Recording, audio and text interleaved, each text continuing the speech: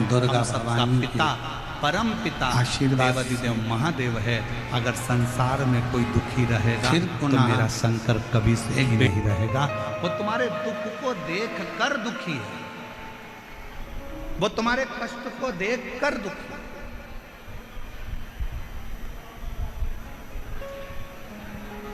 शिव जी कब सुखी हैं? भगवान शंकर कब सुखी हैं? जब आप सुखी हैं। कितने लोग हैं जो शंकर जी के मंदिर में एक लोटा जल चढ़ाने जाते हैं? जरा हाथ उठाओ जम के, सब लोग उठाओ। बाउंड्री पार वाले भी, 3 सेट के पीछे जितने बैठे हैं रोडों पर, वो भी, इधर वाले भी, सब जाते हो जल चढ़ाने। बोल बम का नारा है, जम के बोलो जरा, बोल बम का नारा है, सारी समस्या का हल श्री शिवाय। जाया कर, प्रतिदिन जा, प्रतिदिन।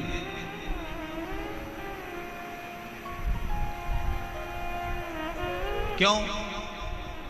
एक बहू का चेहरा उतरा रहता है ना, और बहू का अगर चेहरा उतरा है और वो सास के कमरे में जाती है रोज रोज, मम्मी सिर पे पल्लू लेके बड़ी धीरे स्वर में धीमा से बोलेगी, मम्मी ये लो चाय। अब ईमानदारी से बोलो, सास को चाय अच्छी लगेगी क्या? अरे बोलो तो जम के नहीं। फिर सिर पे पल्लू लिया, पापा लो दूध। अब पापा को वो दूध अच्छा लगेगा? नहीं। थोड़ा सा दुख चेहरे पर रखकर अगर आप घर के बुजुर्ग के पास जाते हो तो घर के बुजुर्ग को भी अच्छा नहीं लगता। उसी तरह आप रोज शंकर के मंदिर में जाओगे और अगर कोई दुख तुम्हारे चेहरे पर नजर आएगा तो मेरा शंकर भी सुखी नहीं रहेगा। कब तक सुखी नहीं है? जब तक आपका दुख समाप्त नहीं कर देता, जब तक आपका कष्ट नहीं।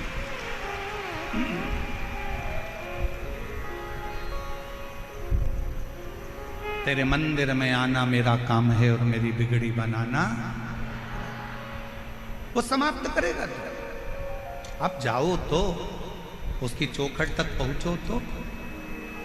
देवराज नाम का ब्राह्मण कभी भगवान पर विश्वास नहीं करता, पर इस देवराज नाम के ब्राह्मण की मां भगवान शंकर की अविरल भक्ति धारण करती थी, शिव का स्मरण करती थी, शंकर का गुणगान करती थी, शंकर की भक्ति करती थी।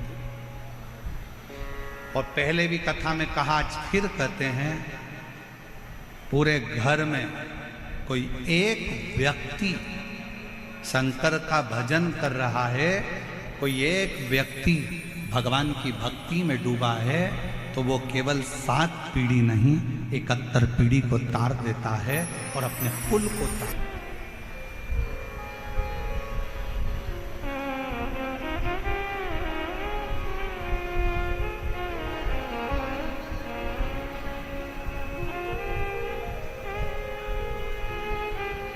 आप एक बार अविरल भक्ति में धारण तो हो। देवराज ब्राह्मण की मां शंकर की अविरल भक्ति को धारण करके शिव उपासना में लगी है।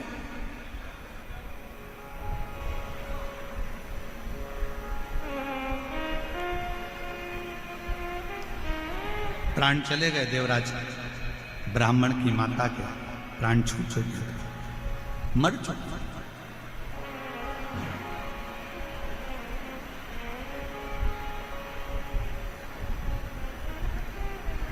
एक दिन चोरी का धन लेकर देवराज ब्राह्मण शंकर के मंदिर में पहुंच गए। शंकर के शिवालय, शिव मंदिर पहुंच। कैसे भी जाओ, अभी कथा में कहा था, तुम्हारा मन पड़े कैसे भी जाओ, पर शिव के दरवाजे पर जाओ। चाहे तुम पवित्र हो, चाहे तुम अपवित्र हो, चाहे तुम कैसे भी हो, तुम चोरी करे हो, छल करे हो, बेईमानी करे हो, कपट करे हो, कुछ भी करे हो, पर शंकर के मंदिर में जरूर जाओ, शिव के द्वार जरूर जाओ, शिव की चौखट तक जरूर जाओ।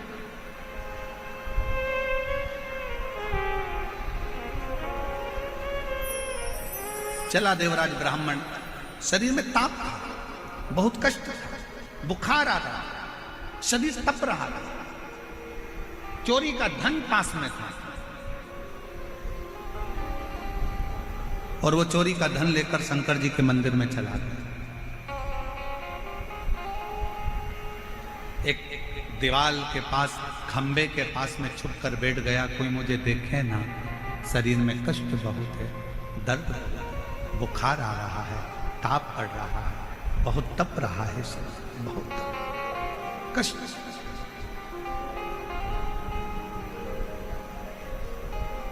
उसी मंदिर में शिव महापुराण की कथा चल रही है। बीच बीच में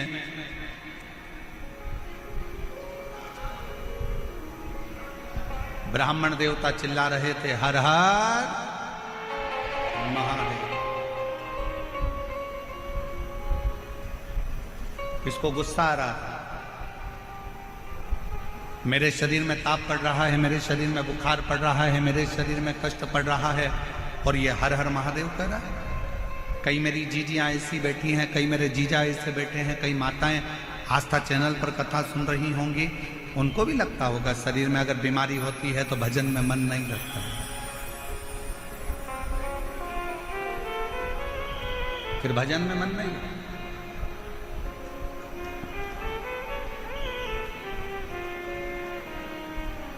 शरीर में अगर कष्ट है, अच्छा बोलो, ईमानदारी से बोलना नहीं मेरी बहनों और मेरे जीजाओं, तुम्हें बहुत तेज बुखार आ रहा हो, बहुत तेज बुखार, सिर दर्द हो रहा हो,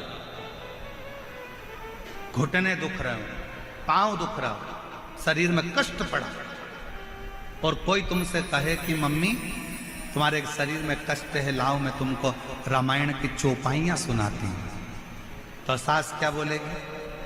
रामायण को उठा के उधर रख दे, दवाई दे दे, या मेरे सिर में तेल लगा दे, मेरा सिर बहुत दुख रहा,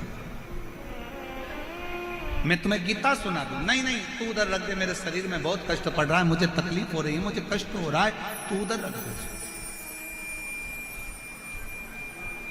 तू मुझे कुछ तेल लगा दे, दवाई दे दे, मेरे रोग को मिटाने का कोई प्रयास है। शिव पुराण कहती है, शरीर में अगर बीमारी बढ़ रही है, शरीर में अगर रोग बढ़ रहा है, शरीर में अगर कष्ट बढ़ रहा है, तो हमें सत्संग, भजन, कीर्तन, मंत्र जाप अच्छा नहीं लगता, हमें श्रेष्ठ नहीं लगता। महाराज ध्यान देना, बीमारी आते ही लोग सबसे पहला काम करते हैं, भगवान की पूजन को छोड़ देते हैं।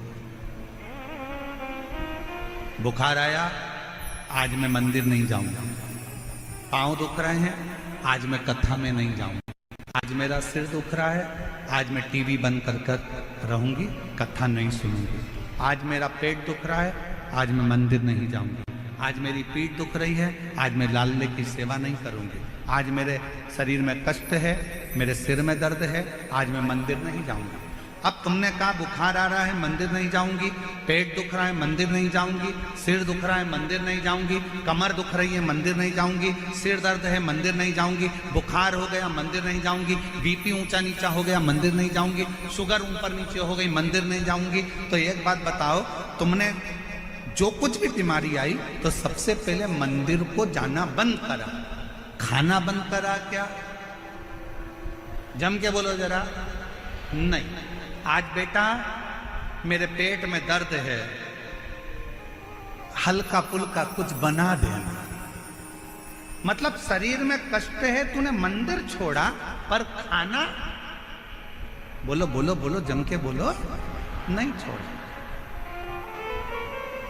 3 बार भोजन, भजन 1 बार, और उसमें भी उलझन आती है बात। खाना नहीं छोड़ा, शरीर में कष्ट है, मंदिर नहीं जाऊंगी, थोड़ा सा तकलीफ है, आज भगवान को जल चढ़ाने नहीं जाऊंगी। और शिव पुराण क्या कर रही है, शरीर में अगर कष्ट है तो भले भोजन छूट जाए, पर शरीर में कष्ट है तो शंकर का मंदिर ना छूटे, तो समझ लो कि तुम्हारा जीवन सार्थक।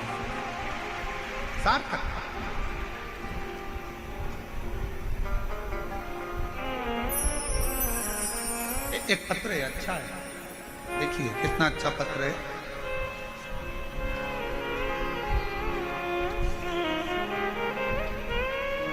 मंदिर को छोड़ दे, मैं मंदिर नहीं जाऊं।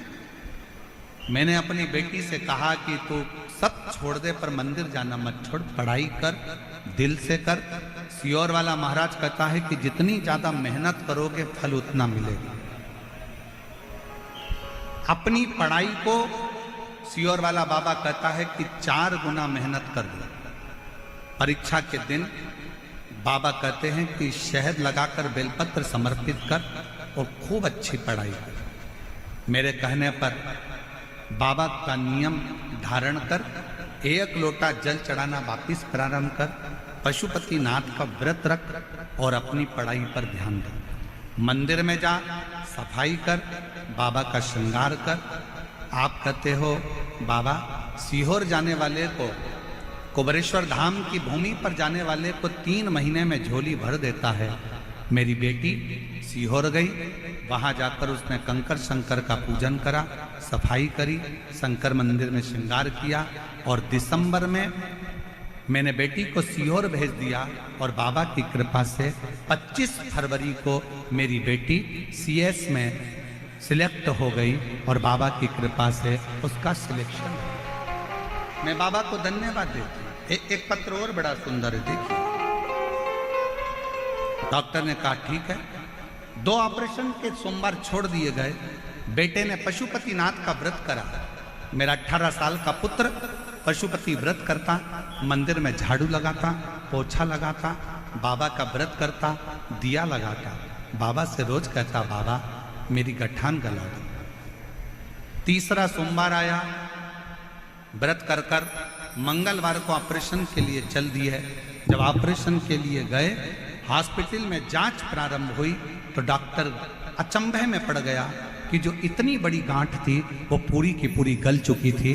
बाबा की कृपा से मैं ठीक हो गया।